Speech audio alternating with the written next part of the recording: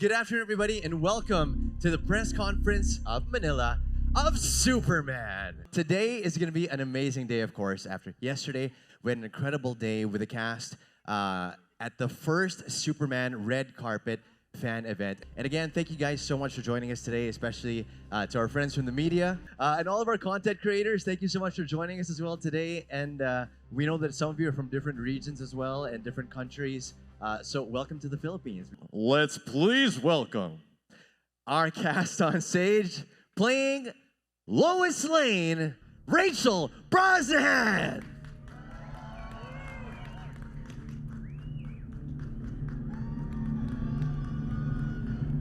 That's it for Rachel, ladies and gentlemen.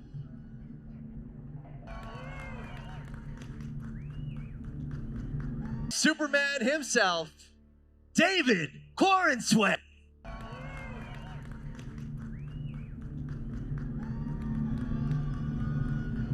That's it for David, ladies and gentlemen. The writer and rock star director of Superman, the legend, James Gunn!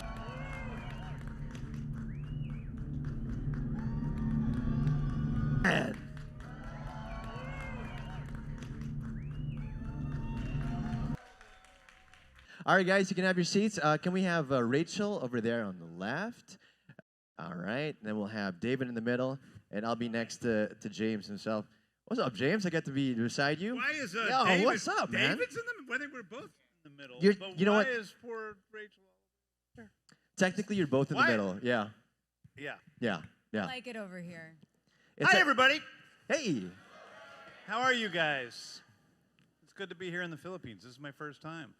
Oh my gosh. And this is the first stop in your world tour. So can I just say, we're so honored about it. Yeah, right? you guys are getting us fresh. We look, wide awake and good. We're about to go to Brazil. We're going to be a little bit more tired We've there. had about 16 cups of coffee and we're ready to party today. Yeah, then we're going to go to England. They're going to get a worse version of us. Then Paris. We're going to be nightmares. I'm sure they'll be fine. You think, guys? Yeah, they'll be fine. They'll be fine. Okay, now we did tell you earlier on that that would be your only chance for photos and videos.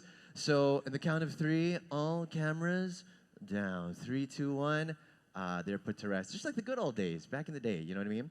Now, ladies and gentlemen, we're about to start our Q&A over here, and we've all seen the sneak peek of Superman. How many of you guys got to see the sneak peek last night at IMAX, yeah? You guys enjoy it? That was amazing, right? You guys excited?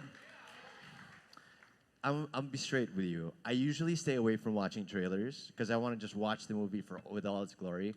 But when I watched this one, I was like, I'm excited, James Gunn. These trailers have been great. They give almost nothing away about the movie, and yet you really feel like you know what the movie will feel like and what it's about. But there's so much in the movie that honestly, even seeing the first 30 minutes, there's so much that you haven't seen. Oh, yeah, 30 minutes is nothing. It's amazing. It's the next hour and a half. Doing the trailers was really hard. Like, it was like the first couple versions of the trailers came out, from the guys, and they just weren't working because they didn't feel like the movie. And so we just kept working, and eventually we got there, and that's what you see today. And we're so excited to see the rest of it. We were absolutely stoked last night. People were screaming, shouting, Superman, Superman. Such a great idea to put that in the trailer, because then it gives people that idea. It gives them something to chant. And now we get the chance to do a little bit of a deep dive with you guys about the film and about the trailer footage that we've seen so far. So let's start with James, okay? Rewind just a little bit. Before you started making movies and before the DCU, two-part question for you here, James. What did Superman mean to you when you're growing up or even as a young storyteller? And now that you're the one telling the story, has anything surprised you or changed about how you see Superman and your connection to him? Well, I always liked the character of Superman. I started reading Superman comics when I was 3 and 4 years old. And I loved a lot of superheroes, both DC and Marvel superheroes. But I do have to say, I'm sitting here today not because of my dream, but because of the dream of Peter Safran, who's right back there. Big round of applause. Who has been bugging me for 10 years to try to make a Superman movie. And people have been coming to me with it, and it wasn't until one day that I just saw what the movie could be in my head, how it could be a different sort of Superman. It could be the Superman that I fell in love with from the comic books. When I was a kid and I read the comics, I didn't start reading, comics when I was a child and enter a world where there was only Superman and his origin story. I didn't know the origin story for a long time. I saw Superman in a world of superheroes with friends that were superheroes and a Daily Planet gang and a flying dog and giant monsters and this other world that I just became enmeshed as a child, even before I could read, and falling in love with those images. And so I wanted to create that feeling I had as a young child in a film that both children and adults could enjoy, where it is this other universe, but that is still grounded with real stakes, real people who have issues and problems and relationships, things that flaws, things that change about themselves, things they don't want to change because they're stubborn. And so it's I think that it was a joy to me, the joy of my life really, to be able to bring Superman to the screen in this way and not change a thing about the character, just give him more life and more ideas about who he is, and focus on a time that we haven't really focused on the character when he's falling in love. Ooh. We're big on love here in the Philippines. The love teams and everything like that. But you know what? Before we get to that, love teams. But before we get Wait. Tell me What's a more love about the team? teams. All right. Oh my God. All right. Okay. So here in the Philippines, a big thing is that they're gonna pair up two actors. All right, and they'll be romantically linked their entire careers.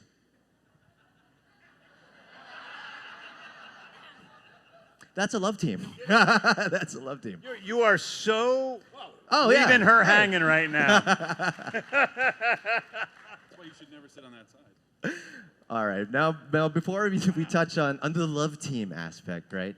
I saw in an interview, James, that your directive for David as he was preparing was work on your shoulders and work on your vulnerability. Now, our question for you, David, is... I think he said that sentence just because he knew that it would be a good story in press. No, Be a great headline. Those were the two things you needed to work on. I didn't say it. It was just too good a line. I don't know. It just felt like, It sounds awesome. It sounds like that's your Instagram caption right there. But David, can you tell us a little bit about how you handled the responsibility? Yeah, well, a lot of side lateral delt lifts, and then you This got to do way your too, overhead shoulder press. Yeah. And You cry about it. well, so I started at the gym. The gym was the first place I started because soon after we had this conversation, the actors went on strike, and so James and I did not talk for several months, and we had no contact with the studio for the several months. And so all I had was my own really decision. James had very kindly said, "You're in good shape, but I want you to work on your shoulders." So it sounded to me like a pretty, minor request. He didn't say, "Look, God, you're a skinny guy and you got to put on a lot of weight." But that was my thought. Was as in Christopher Reeve's words, "I've been a stringed bean my whole life, and Superman is not a stringed bean." And so I decided that I wanted to, as soon as I could, put on as much weight as I could reasonably and healthily. And I had sort of wanted to do that my whole life. I've always felt a little bit skinny, like I couldn't quite fill out a t-shirt, and so I was really excited about that. But in that new level of gym commitment, 5-6 days a week, 2.5 hours, 3 hours in the gym, which I'd never done before in my life, all my time was spent eating or thinking about eating or digesting or in the gym or sleeping after the gym. But in the gym, in my hour, 90 minutes or 2 hour mark, I felt deeply alone because in that moment it is just you and the weights. And I had a great trainer, but he was only on FaceTime, so I could turn him off if I really needed to. But ultimately, when you take on a physical transformation like that, it's just you against your own mind, and whether you're going to get that extra rep in or do that extra set or stay those extra 20 minutes to do your shoulders at the end of a long push day, in that moment, you feel very alone, even while you're at the gym with other people. And so that was the first moment that I felt like I tapped into a central thing about Superman, which is that he struggles with feeling lonely and feeling isolated and alienated from the people he loves the most and the people he wants to be closest to. Lois and his colleagues at the Daily Planet and his adopted parents and his birth parents, and ultimately humanity. He wants desperately to be a part of them and to be connected to them, and he knows and feels that he ultimately isn't quite like them and fears that he isn't connected to them. And that, I thought, what a universal human experience to be surrounded by people and to feel lonely. So that was my first way into the character. And, you know, since this is not an origin story, was it challenging for you to portray that? Were it like 3 years into his journey as Superman, yeah? Was it more challenging for you that it wasn't an origin story? No, it made it easier because it's not that the origin story isn't important in the film. In fact, it's a big part of the film. It's just that we didn't have to see it play out. In the same way that you don't have to see, you know, when you start with a character that means something in the public consciousness, you don't have to explain that they were born at this time in this place and they, you know, Oppenheimer was born. Yeah, now. exactly. Hey, we know his origin story. It's So not- the origin story plays a central role in the character's development and his crisis in this film. But it's much more fun to just jump into the middle where you're getting your ass kicked and you got to get back to the fight. That's a really straightforward and easy thing to play as an actor. And then the next thing that happens is, you know, breaks into his girlfriend's apartment, and then that's like, you know, that's another great. It's a thing happening right now, and the stakes are about this moment and what's happening between us, and does she like me or does she hate me or is she going to let me off the hook or not? And as an actor, that is so much easier to play than, well, this moment's important because it's going to be important in 20 years when he finally becomes Superman. So I was very grateful to James for being willing to take that leap. Thank you so much. And speaking of that leap, we're going to leap over to the girlfriend's, the owner of the apartment which you broke into. Rachel, you're playing a journalist in this one, probably the most famous journalist, fictional journalist ever. Can you please wave at all the journalists who are here as well? Yeah. They love you. Thank you for your work. Now, it is 2025, so so how do you modernize Lois Lane in a world where the definition of journalist evolves rapidly? Well, I've said it before, but Lois is one of the characters that's evolved the most in the history of these comics. The way she looks has evolved. The sort of primary lens on who she is has evolved. Sometimes it's more about her relationship with Superman. Sometimes it's heavier on her role as a journalist. And you know, we talked a lot, and I think one of the first questions I asked James before the audition maybe was, where does she fit into the canon of this character that is so familiar to so many of us and probably to so many of you? And you really talked about the importance of her journalism. But also, James laid this beautiful roadmap in that I was really attracted to this version of the character because it feels equally weighted. You have a superhero who has superpowers, and you have this character who's a superhero in her own right. She's an everyday superhero. And just like Superman, she's not knocked off balance very easily. She can logic her way around just about anything. She's 10 steps ahead of everyone else. And then along comes this thing that she couldn't have seen coming, that she can't logic her way out of, and it totally knocks her off her feet.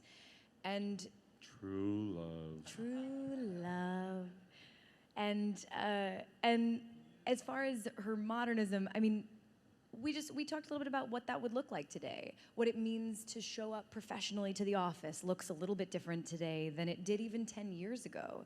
And so we talked about what she would look like as somebody who's always going to chase a story to the ends of the earth, who puts work at the moment we meet her kind of first and foremost in her life. What does her apartment look like? What does she look like? How does she express herself through her clothes? And that meant a lot of flat shoes. Was that a relief, the flat shoes? Oh my Yeah. Relief God, for you me. have no I was idea. worried that she was going to be as tall as me. Sure. David insisted on it, actually. I remember there was a pair of boots that had a heel about this high. And David was like, I don't like the boots. I'm not feeling the boots. And I ended up in shoes that had absolutely no heel at all. And I spent the entire movie, quite literally, looking up David's nose. Hence the hashtag look up. Yes, Okay. exactly. That's where it came from. Gotcha. Now, all right, so as a journalist, imagine you're Lois Lane right now, okay? And you need to write a headline. Put me in, coach. If you were to write a headline about your visit here in Manila, what would that headline be? She's observing the room. I'm observing the room. See, this is why I only play one in the movies. I'm gonna wait. Can I ask? Like asking me to fly across the room. Yeah. Sure. Can I ask? Can I phone a friend? Phone a friend, sure. Okay. Who's gonna pitch me the strongest headline in Oh, this room? I like that. Anyone? What's the headline for our visit, for kicking off our tour here in Manila? Journalist, it's your time. Who's got Sean. it? Journalists? Come on, rise to the occasion. Give This it to guy's me. thinking. I can see this Someone guy. pass- he's got a The little guy with the claw. yellow sun. I no, see no, him. no. over here. Oh, Oh, he's yeah. thinking. We've got a friend. MJ Marfori. Come here. MJ. Here, come. Take this mic. Oh, you do it. Okay. Take that one. Thank you, Rachel. From Metropolis to Manila, Superman lands to steal Pinoy hearts. Hey. That's actually my column headline tomorrow. And that's passed why the you deadline. do what you do. Thank you very much. Yeah. Oh, I love it. I love how that worked out. It's a teaser for your thing tomorrow as well. Great job. God. Well done. MJ, But great seriously, job. it's been so wonderful to be here, and you all have such great enthusiasm and energy, and the fans we had last night were fantastic. I've never experienced anything like this. This is my first tour like this, and what a way to start it. Man, I was telling David, I was like, because he said that backstage, and I was like, you should definitely come back. They should come back, right, guys? Yeah. 2 days is too short. To Well, we come might back. come back. Maybe we'll come back with the couples and go on a little Manila Love Filipino- team. Go Love to the- team, love go- team. Yeah, love team. Bring all the love teams. Now, these guys write about the love teams. I think it's time for us to open up the floor for our questions, and we're going to go straight to the press, actually. So, from the Philippine star, Charmaine Pagulo. Hi, Charmaine. Hello. Yeah, good Hi. evening. Woo! So, for everyone, what was that day like on set when David put on that full Superman suit in front of the cast and crew for the first time?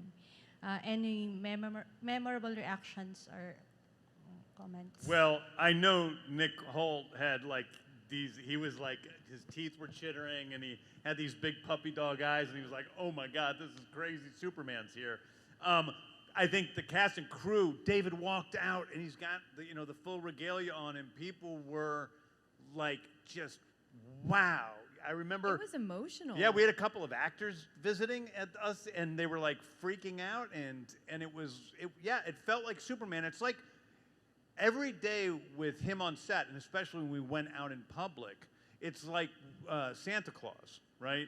So Santa Claus comes, and every kid in the world, just brightens up, and that's what it was like with you. But for me, it was like, I don't know, the suit needs to be clipped there, it needs to be changed here, I need to change this. Oh, the S symbol isn't exactly right. I got to change the S symbol. So my experience wasn't quite as magical as everyone else's. But every adult became a kid again.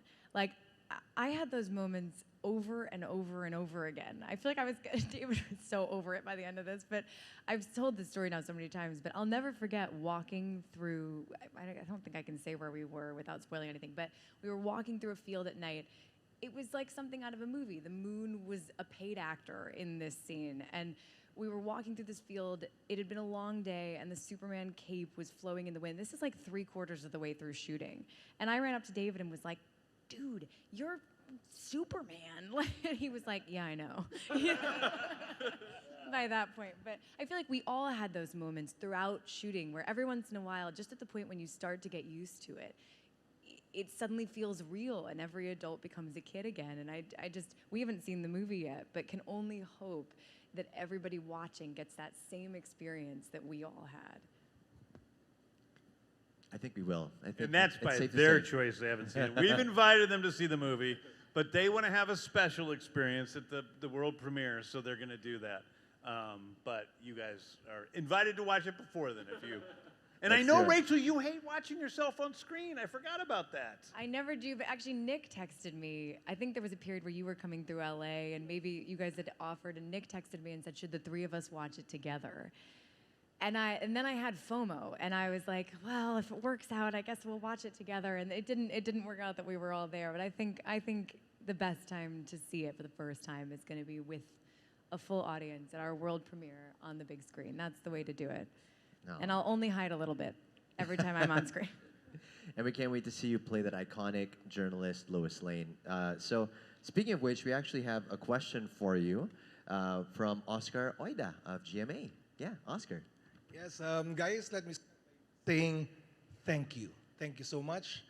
As a big Superman fan, a reporter, and married to a reporter, she's over there.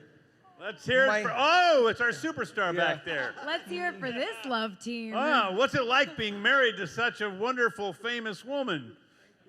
With the best headlines in the biz.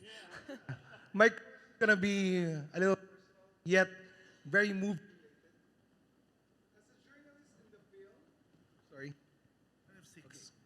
Got you. Thank you.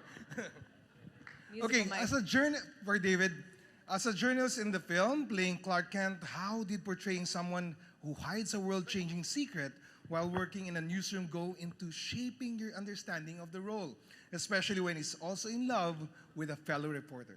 Well, there are versions of Clark Kent where he is really an intrepid reporter, and he's on Lois Lane's level, or even more impressive as a reporter than she is. I don't think... Well, wait. Never wait, more wait, impressive. Wait. No, oh. Wait. Does he have a Pulitzer? I don't think that's the version we were doing. In our version, Lois Lane is the star reporter, and actually on the day that we meet our characters, I think the idea is that Clark has gotten his first front page piece on that day. And that's a huge day for him. He's never gotten the front page. He hasn't won the awards that Lois has won. He really is cosplaying as a journalist. That's his thing, is like he wants to hang out with these guys. He needs to have a day job. He needs to, be able to fit in that way.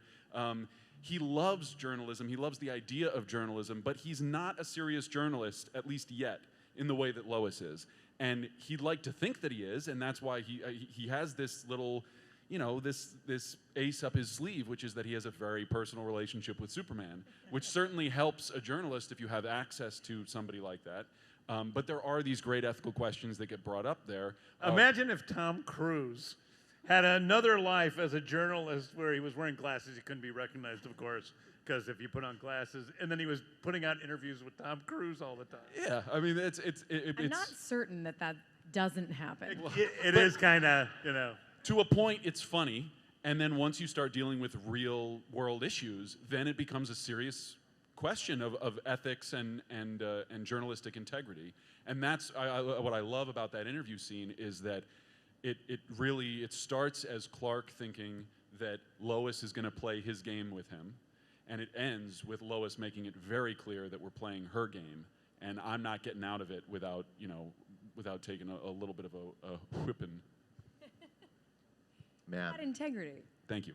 Can we give them a big applause, ladies and gentlemen? Unfortunately, that's all the time we have for today. What?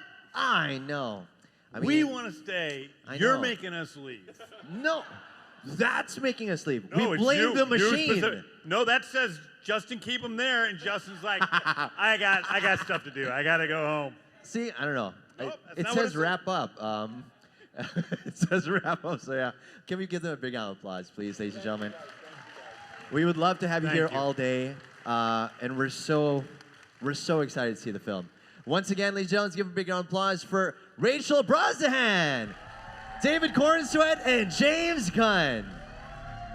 Don't forget, Superman is landing in cinemas on July 9 here in the Philippines, so don't miss out on this epic new chapter. Once again, I'm Justin Quirino. Thank you so much. You guys are the best. Thank You're you, the guys. best. Thank you. Thank you. Thank you. Like, really, this has been so wonderful the whole time we've been here. Everybody here has been so great. So thank you from the bottom of our hearts. We love you. Thank you for all the hearts you guys were giving me. I saw all of you. Thank you. Love you all. Thank you so much. Thank you, guys.